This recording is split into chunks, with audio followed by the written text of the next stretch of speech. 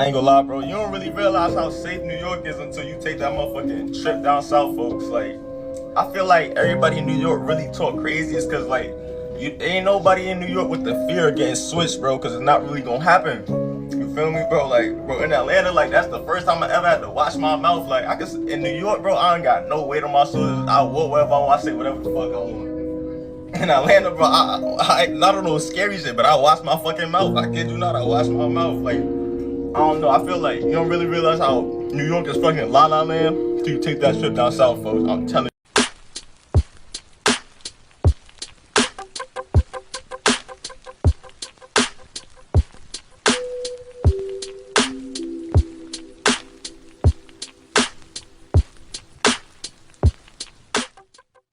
Yo, so we back in here for another edition of F-ya-Motha, and that right there is what we call a ass nigga. And if you could say something up top, you could say it like, first of all, if you got any type of spine, you can say what you want, right? You just scared of getting Swiss cheese. Solution to that is never leave the house without packing a gun, in the words of Eazy-E, right? So if you don't have a gun, you might want to calm all that down. However, I'm a man of a little certain age and experience. It's not even necessarily like if you got a gun or not, bro. Even when I was in my 20s, it's a certain thing called decorum, respect. These are concepts that I could say in Atlanta, or at least for the natives, as long as you respectful, you cool. I've been down in Atlanta 26 years, right? And you can hear people, namely out of towner motherfuckers, come down here and be like, oh, Atlanta, it's not a real place. No, you just a bitch ass nigga. But the whole point of going to any place, whether you up top, you shouldn't be doing that shit if you up top. If you up top, you shouldn't be talking reckless just because like you don't have to worry about nobody got a blick because they not abundant in New York. You should be respectful because as a man, and this is something that your younger generation is going to have to learn the hard way because y'all persist on, oh, I'm a real nigga. And no, first of all, you 120 pounds. You might want to chill the fuck out with all that bullshit. That's first. Second of all, your hand game probably sucked. So you might want to work that out. Two, if you had any OGs, you niggas OGs is fucking, that nigga look like he about 22, 23. His OG is motherfucking 29, right? That's not an OG. That's a nigga a few years older than you. You might want to be around a nigga that's like 32, 34. He gonna put you up on game. Sort of like a nigga like me. But I've been around you dud ass niggas. You don't like to listen. So like I said earlier, you just gonna learn the hard way. It's not that hard though. Be respectful, mind your business. Don't say shit out the way to a man that outmass you. Like that's the cardinal rule. Like if you can't box and you're 120 pounds wet, you might not want to talk crazy to a nigga that's 260 unless you really are experienced with the hands or you got a weapon on you, right? Like you young niggas be thinking that being disrespectful is the move. It's not the lick. Being disrespectful has never been like a cool thing.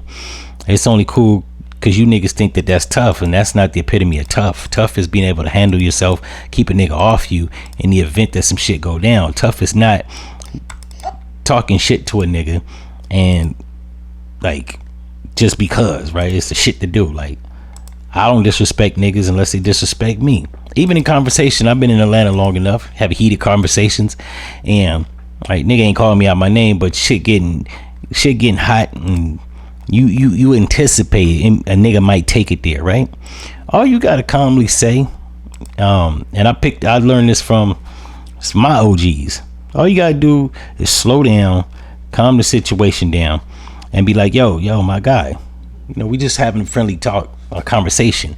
I don't want shit to escalate. It ain't that serious, my nigga. And then you can continue.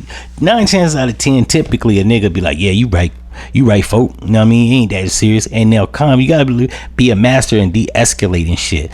And I know a lot of you young niggas think that de-escalating confrontation mean you pussy. It actually doesn't. It means you're a tactful man. It actually shows that you have social skills, that you can actually diffuse the situation from going left right? Without an unnecessary confrontation. Now me, I'm gonna keep it 100. I've never shied away from confrontation, but I tell you like this, I'm 42. I've never ran from anybody, and I've never been stomped out. So that should tell you a lot. I've never ran from a fight, an altercation, and I've never been stomped out, which means I have good people skills. I see where shit is going, and I try to diffuse it before any bitch ass niggas or hoe ass niggas or fuck niggas or whatever is thrown about. You got to be able to anticipate that, right? Not puff your chest out. Because if you're 125 pounds like that nigga is, puffing your chest out is not the best thing, especially against a nigga my age and weight, or a nigga your age and a little bit bigger, right? Because that shit will get quickly deflated. You know what I'm saying? Now me, I'm a little, you know what I'm saying, I'm 5'8", I'm 165, give or take 170 pounds. I gotta work out a little bit, tone this shit up. But yeah, I've never shied away from a fight, confrontation. I've actually checked niggas when it wasn't necessary. You know what I'm saying? Like shit was said, I walked away, he walked away, then I saw the nigga later on and I reprised this shit. And yeah, like niggas didn't, you know what I'm saying? I've been known to pull a nigga coattail. I've worked with niggas and they puff their chests out, try to make a scene, old bitch ass nigga that in the third, and I done seen they ass outside around the block, and I done pulled them to the side like, yo, what's all that shit you was talking, right? Keep shit airtight, give you no alibi, you ain't got no wiggle room, we either boxing or we letting it go. You know what I'm saying? I've told niggas like, yo, we can shake hands like men or we can box. All that tongue wrestling, we ain't gotta do that. And 9 chances out of 10, most of the time, niggas was like, yo, you right, my bad, wasn't that serious, right? So you got to learn how to be a master of diffusing situations. And on top of all the things, on top of all that, as a black man, we don't need unnecessary confrontations. Like I get so tired, and you get to a point in life where you've seen this over and over, time and time again. It'd be a lot of times where niggas die over shit they didn't have to die over.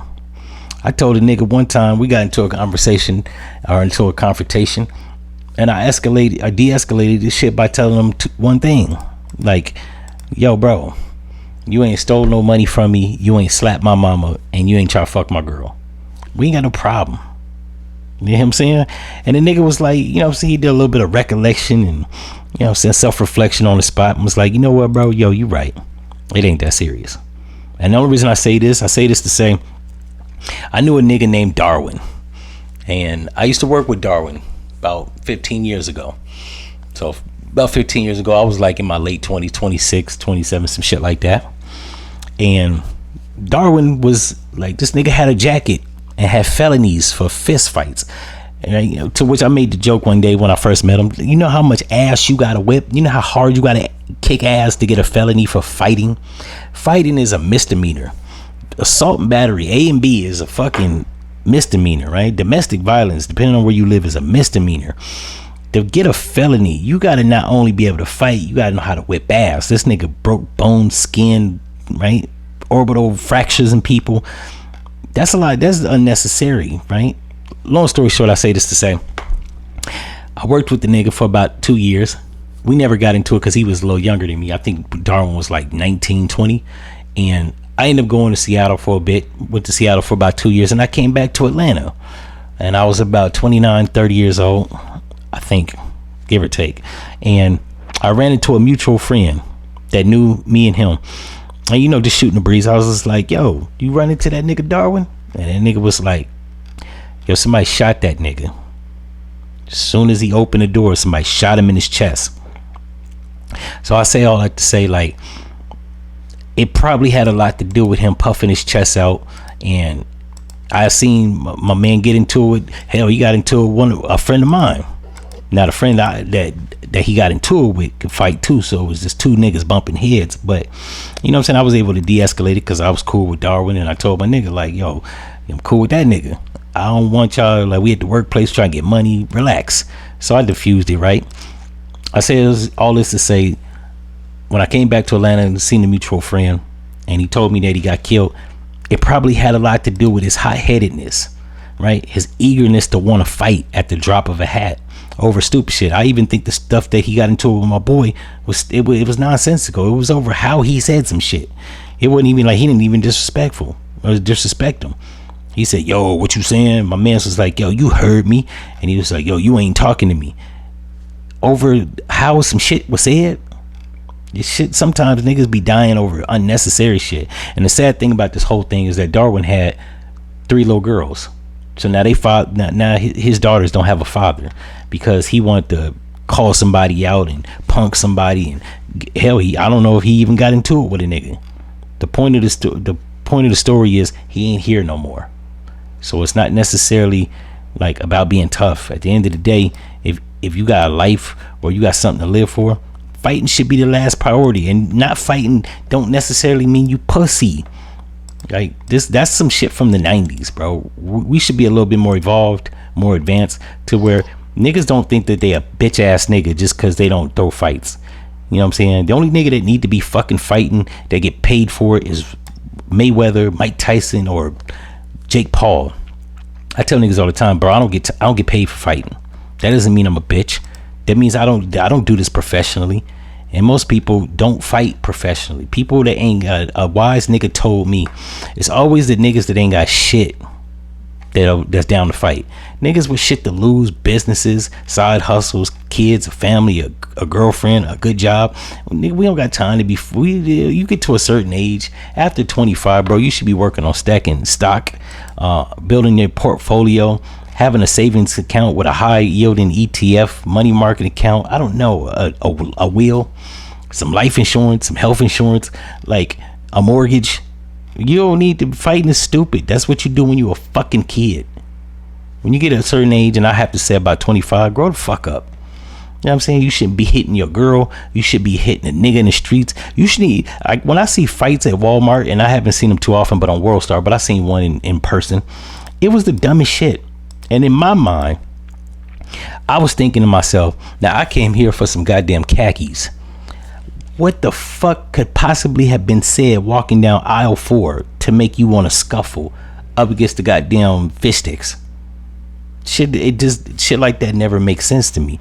You know what I'm saying? I don't even understand fighting a person that I don't know. You know what I'm saying? Which, don't get me wrong, most of the fights I've gotten into or altercations typically being by people I don't know because they were stupid and they had to be addressed. Even in them situations, like, if I could, I kind of like de-escalate the shit. But I never understand people that actually get into fights with complete strangers. Like, you don't know this person. What the fuck could they have possibly said or done that you had to check them for? Even the situations that I got into with strangers. Now that I'm older, I always go back and I think, what the fuck was so important that I need to address that shit? Why the fuck did that person need to show me fucking respect? I don't fucking know them. I'm never gonna see this fucking person again. And after that, you know what I'm saying, I've moved on in life and have achieved things that if I was still stuck on stupid shit, I'd be in the ground 6 feet deep like my nigga Darwin. In any event, I think I might have rambled off, but the point of the story was mind your manners and mind your business. It ain't that deep. You don't gotta watch your mouth because you in another terrain. How about just not be disrespectful even in New York? In any event, if y'all like this episode, you know what to do, and I'm out.